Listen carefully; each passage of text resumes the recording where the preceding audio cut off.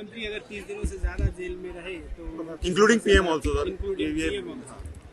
देखिए, ये जो 3 बिल लाए आज इंट्रोड्यूस होंगे, हमारी पार्टी का मानना ये है कि ये theory of separation of powers का, ड्यू प्रोसेस का, और जो जनता को ये अख्तियार है कि वो इलेक्टेड गवर्नमेंट्स को अकाउंटेबल बनाए, ये सब चीज़ें उसके खिलाफ जाता है। सेपरेशन ऑफ पावर्स आप देख लीजिए कि एग्जीक्यूटिव एजेंसीज को फ्री रन मिल जाएगा कि वो खुद जज, ज्यूरी और एग्जीक्यूशनर हो जाएंगे, और मुख्यमंत्री को हटाना है तो असेंबली में हटाते हैं।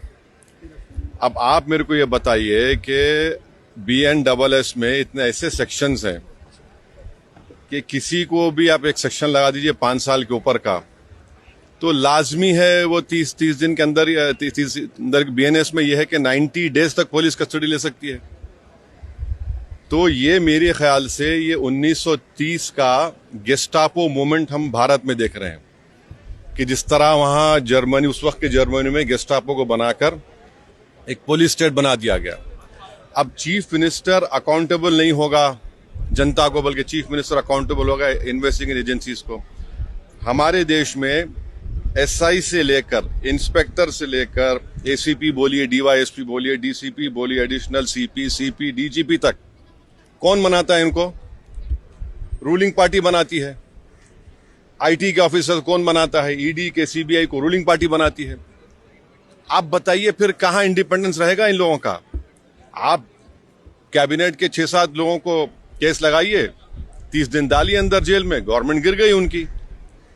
तो ये असल मकसद वो है, ये अनकॉन्स्टिट्यूशनल। अच्छा, उस बिल में ये भी है कि प्राइम मिनिस्टर को कौन अरेस्ट करेगा? प्राइम मिनिस्टर को बताइए। और प्राइम मिनिस्टर, ये उसमें उस बिल में कह रहे हैं, प्राइम मिनिस्टर के बिल में कह रहे हैं कि प्रेसिडेंट करेगा। अरे भाई, संविधान में हमने लिख दिया कि the president will act on the aid and advice of the council of ministers. ये उसका कॉन्ट्रडिक्शन। दूसरा, गवर्नर को आप इख्तियार दे रहे हैं, गवर्नर आप अपॉइंट करते हैं। तो ऑल इन ऑल ये हमारी डेमोक्रेसी के लिए, ड्यू प्रोसेस के लिए, बल्कि भारत को एक पुलिस स्टेट बनाने का काम बीजेपी सरकार करना चाहती है इन तीनों बिलों के जरिए, जिसकी हम पुरजोर इसकी मुखालिफत करेंगे। और ये अनकॉन्स्टिट्यूशनल है, ये बिल्कुल अनकॉन्स्टिट्यूशनल है। आप हर चीज आपके हाथ में, सेंट्रलाइज आप अपने हाथ में कर रहे हैं, माने आप पिक एंड चूज करेंगे। और बीजेपी ये भूल रही है कि कब तक सत्ता में रहेंगे आप, कभी ना कभी तो निकलेंगे ना। तो पावर इटर्नल तो थोड़ी है कि ये आपके खिलाफ भी इस्तेमाल होगा। तो इस तरह का एक कोशिश की जा रही है, हम इसकी मुखालिफत करते हैं। अब वो तो है उसमें, मगर हम तो देखिए अब क्या होता है अंदर।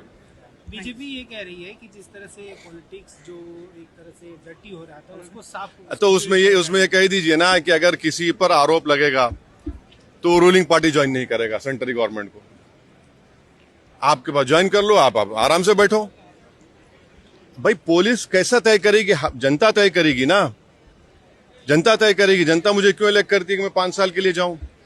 और अगर मैं अकाउंटेबल हो जाऊंगा, एजेंसीज को अकाउंटेबल नहीं होगा जनता को, तो किसका नुकसान होगा इसमें? अच्छा, कहां है इंडिपेंडेंस, कहां है पुलिस का?